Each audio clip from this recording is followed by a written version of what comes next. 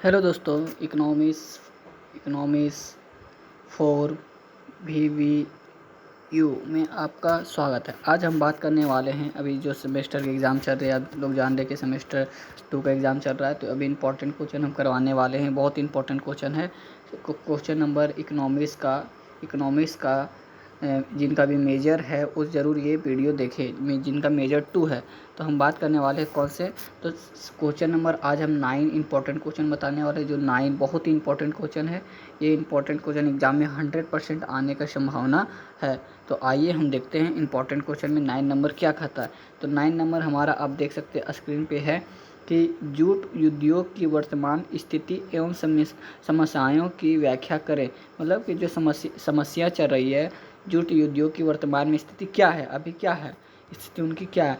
Analyse the present position of and problems of the jute industry. जो अभी jute की फैक्ट्रियां हैं, कारखाने हैं, उनकी अभी क्या स्थिति है, ये हमारी बात करना है। ये क्वेश्चन नंबर 9 यही कह रहा है, ठीक है। जूट उद्योग की वर्तमान स्थितियाँ एवं समस्याओं की व्याख्या करें। तो चलिए इसको बहुत अच्छे तरह से आपको बताएंगे और एग्जाम में आपको किस तरह से इसको पूरे शॉर्ट में लिखना है और आप 10 नंबर इससे उठा सकते हैं गाइस। तो चलिए हम वीडियो को स्टार्ट करते हैं। भारत में जूट की पहली मिल सन 1855 ईस्वी में बंगाल के श्रीरामपुर में लगा था। मतलब भारत में जूट की सबसे पहली फर्स्ट अगर इंडस्ट्री बात करें तो 1855, कब 1855 में कहाँ लगा था, बंगाल में लगा था, ठीक है। कहाँ पे, श्रीरामपुर, ठीक है, इतना आपको याद रखना। आगे बोलता के समीप रिसड़ा नामक स्थान पर जॉर्ज ऑकलैंड द्वारा स्थापित की गई।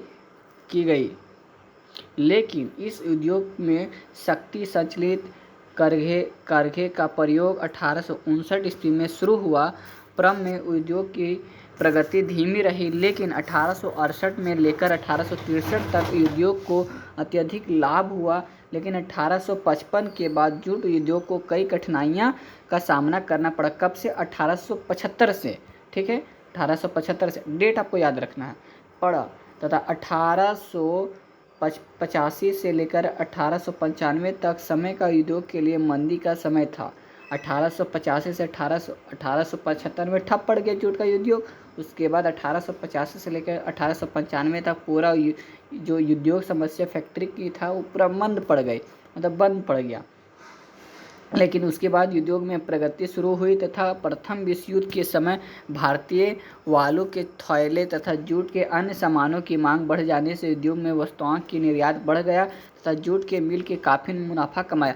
कहने के मतलब है पहला विश्व युद्ध हुआ जब, तब हमारा जूट उद्योग था, जूट फैक्ट्रीज थे, उनकी डिमांडें बढ़ गई, ठीक है। आगे आते हैं।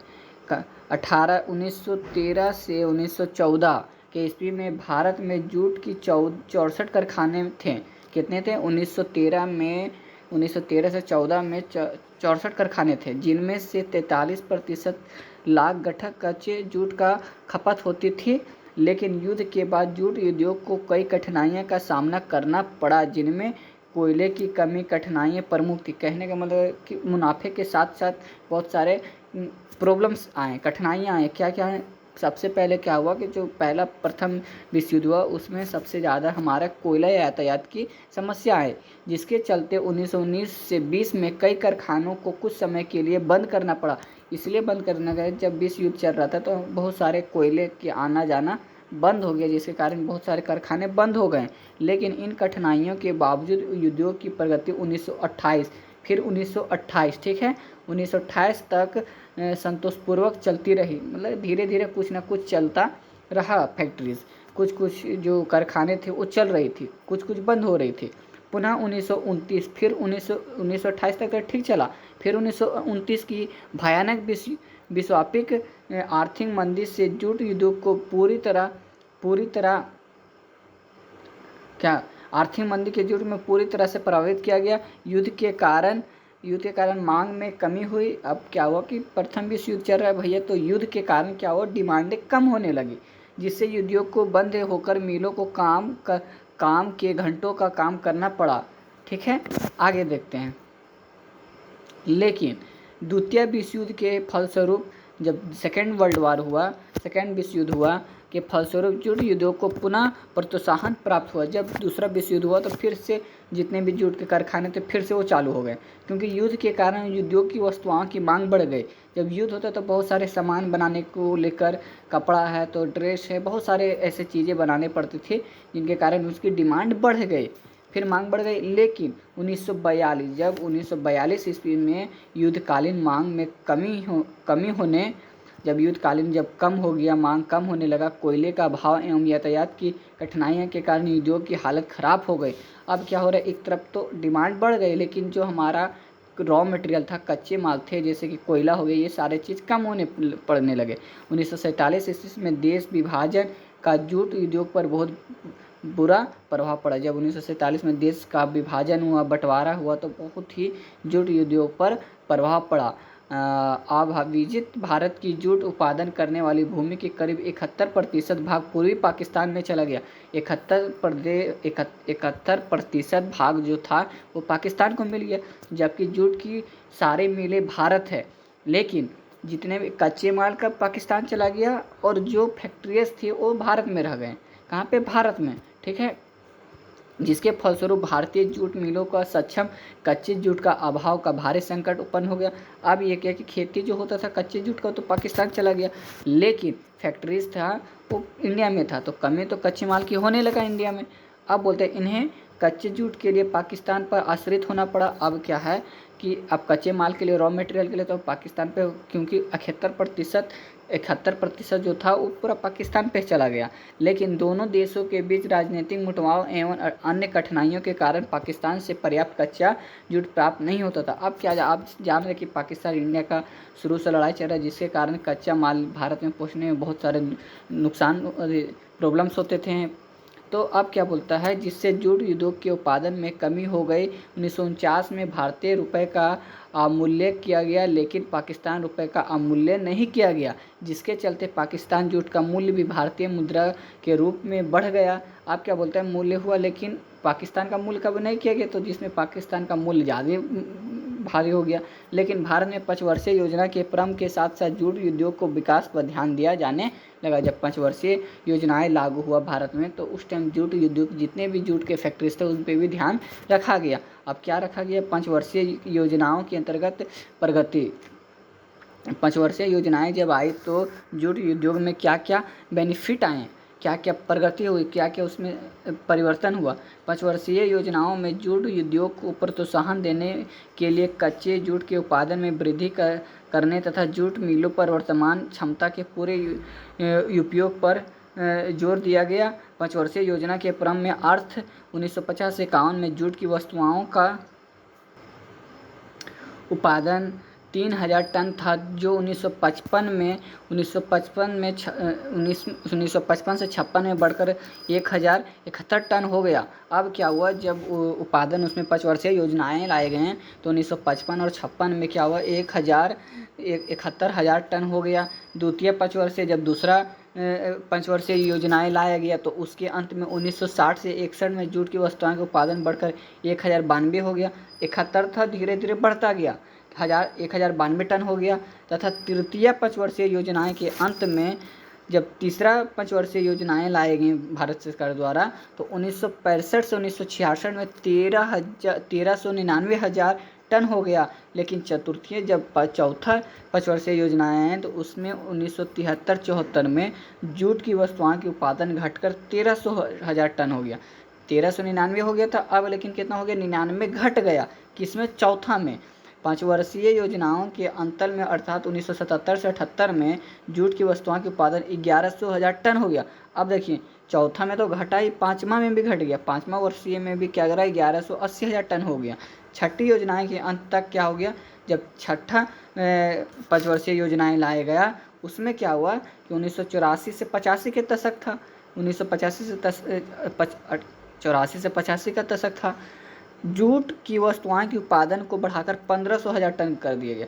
अब क्या हुआ, अचानक छठा तक तो था, 5वां तक तो कम था, चौथा 5वां कम था, फिर छठा में क्या किया गया, 1984-85 में जूट की जितने भी उत्पादन था उसकी वस्तुओं की बढ़कर 1500,000 टन हो गया, मतलब कि बढ़ा। ठीक है, जबकि उत्पादन 13,800 मतलब कि 1500 लिमिट रखा गया कि 1984-85 में 1500 टन करना, लेकिन उतना नहीं हो पाया। कितना हो पाया उस जूट का उत्पादन? 13,068 टन का हुआ। सातवीं योजनाएं, जब सातवां नंबर आया, सातवां योजना आया कि अंत तक जब सातवां योजना लाया गया तो उसके अंत तक क्या गया देखा गया। 1989 से 90 तक जूट की वस्तुओं के उत्पादन को बढ़ाकर 1625,000 टन कर देने का लक्ष्य रखा गया, जबकि उत्पादन 1304,000 टन हुआ। आठवीं पंचवर्षीय योजना के अंत तक अर्थात 1996 से 97 में जूट की वस्तुओं के उत्पादन बढ़कर 1600,000 टन हो गया, टन कर देने का लक्ष्य रखा गया। ठीक है, फिर अभी जो 1996 से 97 में आठवां जो आया उसमें 1600 लिमिट रखा गया। अब लेकिन उसमें क्या रखा गया, कितना आया वो नहीं दिया गया है। ठीक है, चलिए आगे बताते हैं। जूट उद्योग की वर्तमान स्थितियाँ। हमने तो जूट के बारे में पढ़ा कि कौन से योजनाएं में घटा बढ़ा, कौन से योजनाएं पहले दूसरे तीसरे में बढ़ा, फिर चौथा पाँचवा में घट गया, फिर छठा में बढ़ा, सातवां में घटा, फिर आठवां में घटते गया। ठीक है, मतलब लिमिटेड रहा। अब क्या बोलता है, जूट उद्योग की वर्तमान स्थितियाँ क्या थी, पोजीशन क्या है। तो भारतीय उद्योग में जूट उद्योग का महत्वपूर्ण स्थान है। आप जानते हैं कि भारत में जूट उद्योग का बहुत ही महत्वपूर्ण भूमिका रहा है। देश में सूती वस्त्र उद्योग के बाद जूट का स्थान आता है, लेकिन सूती वस्त्र उद्योग से भी अधिक संगठित है। आप जानते हैं 1965 के उद्योग के वार्षिक सर्वेक्षण के अनुसार देश में 97 जूट के कारखाने थे, जिनमें करीब 87.46 करोड़ रुपए की पूंजी लगी हुई थी। 1980 में देश की 72 जूट के कारखाने थे। पहले कितना था, 97, फिर 72, किसमें, 1980 में। ठीक है, जिनमें से 3 हमेशा के लिए बंद हो गए। 72 में 3 बंद हो गया। शेष 69 कारखाने में 6 कारखाने का 1980 के राष्ट्रीयकरण कर दिया गया। 6 कारखाने का बंटवारा कर दिया गया। 69 कारखाने में 44,900 कारखाने लगे हुए थे। इस उद्योग में 2.5 करोड़ व्यक्तियों को रोजगार प्राप्त है। वर्तमान समय में देश में जूट के 73 कारखाने हैं। भारत में जूट की अधिकांश मिलें पश्चिम बंगाल, सबसे ज़्यादा कहाँ, पश्चिम बंगाल की कोलकाता एवं उसके समीपवर्तीय इलाके में स्थित है। जूट उद्योग के एक प्रमुख विशेषताएं यह है कि इस उद्योग में बिना संरचना के ही प्रगति की है। इस उद्योग विदेशी मुद्रा प्राप्त करने का एक प्रमुख साधन है। यह मुख्यतः निर्यात उद्योग है। इसके कुल उत्पादन का करीब 80% भाग निर्यात कर दिया जाता है। अप्रैल से दिसंबर 1992 में जूट की वस्तुओं का निर्यात 193.8 करोड़ रुपए का हो गया। 1971 ईस्वी में एक जूट के कॉरपोरेशन की स्थापना की गई, जो कच्चे जूट के मूल्य के स्थायित्व में लाने का एवं विदेशों में जूट की वस्तुओं के विक्रय को बढ़ाने के लिए प्रयत्न करता है। 1975 से 76 में जूट की वस्तुओं का निर्यात 248 करोड़ रुपए का हुआ, जो 1976 से 77 में घटकर 200 हो गया, 200.8 करोड़ रुपए हो गया। लेकिन 1980 से 81 में पुनः बढ़कर 330 करोड़ रुपए तथा 1981 में 250 करोड़ रुपए हो गया।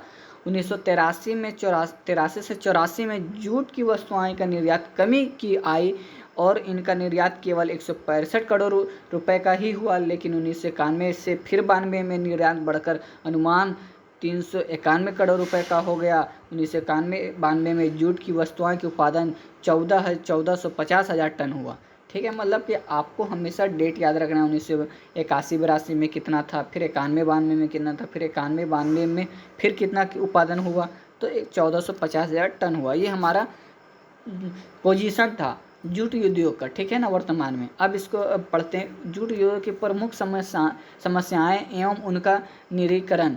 अब क्या बोलता है, उसकी प्रॉब्लम्स क्या था, तो फिर उनका सॉल्यूशन भी कुछ होगा, तो चलिए उनको सॉल्व कर। वर्तमान समय में भारतीय जूट के उद्योग की प्रमुख समस्याएं निम्नलिखित हैं। अब क्या बोलता है कि समस्याएं क्या क्या रही वर्तमान में कच्चे जूट का। तो सबसे पहले क्या गया, सबसे पहला है कच्चा जूट का प्रॉब्लम।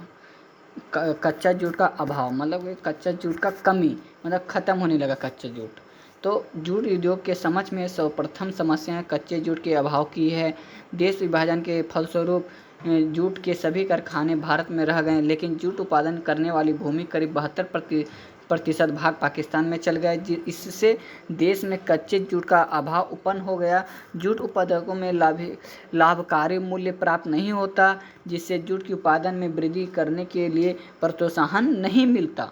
इस समस्या का समाधान के लिए कच्चे जूट का उत्पादन में वृद्धि नहीं होगी। इसके लिए उन बीजों का कृत्रिम खाद, कृषि उन्नत विधियों आदि का प्रयोग करना होगा। कच्चे जूट की किस्म की भी सुधार लाने का आवश्यकता है। जूट की कीमतों में स्थिरता लाकर तथा जूट उत्पादकों का लाभकारी मूल्य देकर भी जूट का उत्पादन का प्रोत्साहन किया जा सकता है।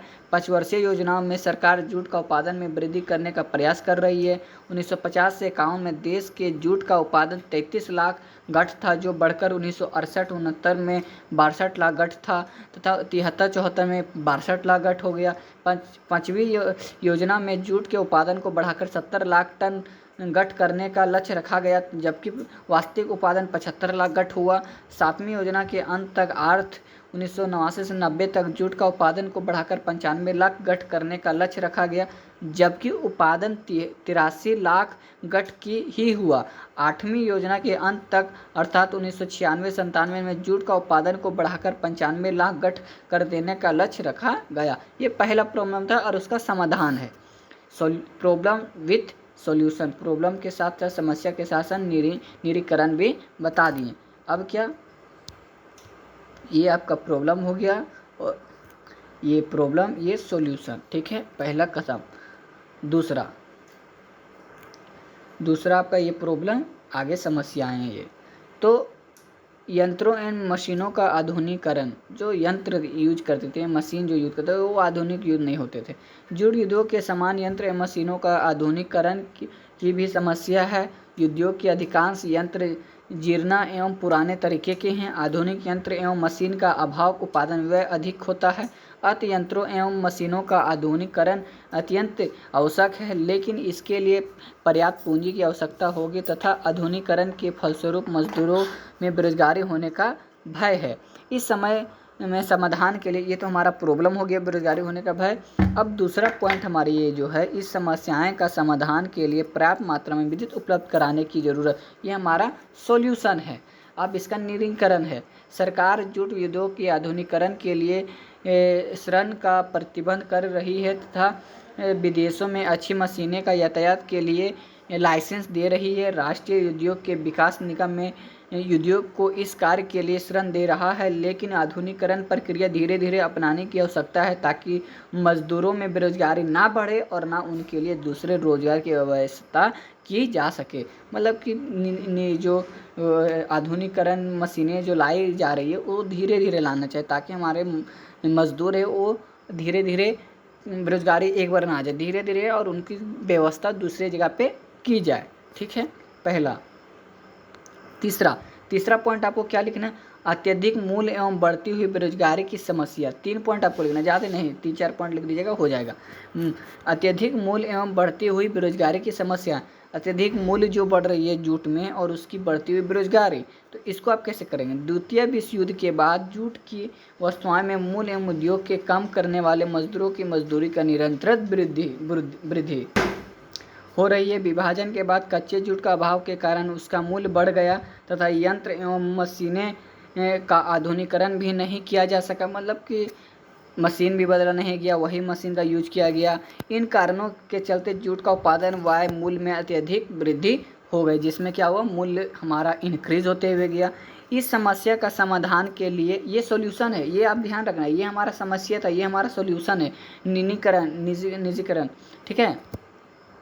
तो आपको हमेशा ये याद रखना, ये सॉल्यूशन है, ये हमारा सॉल्यूशन है, ठीक है, ये सॉल्यूशन, ठीक है। तो समस्या के समाधान के लिए कच्चे जूट का उत्पादन की वृद्धि करने के तथा यंत्रों का मशीनों का आधुनिकीकरण की आवश्यकता तथा उत्पादन व्यय को कम करे और मूल्य में कमी की जाए।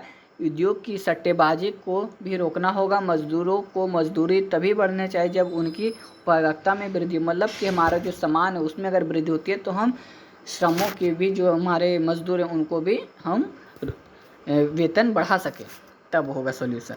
चौथा पॉइंट आपको क्या लिखना है, ज़्यादा नहीं, 4 पॉइंट से ज़्यादा आपको नहीं लिखना है। आपके विदेशों में प्रतियोगिता तथा स्थापन व्यवस्थाओं का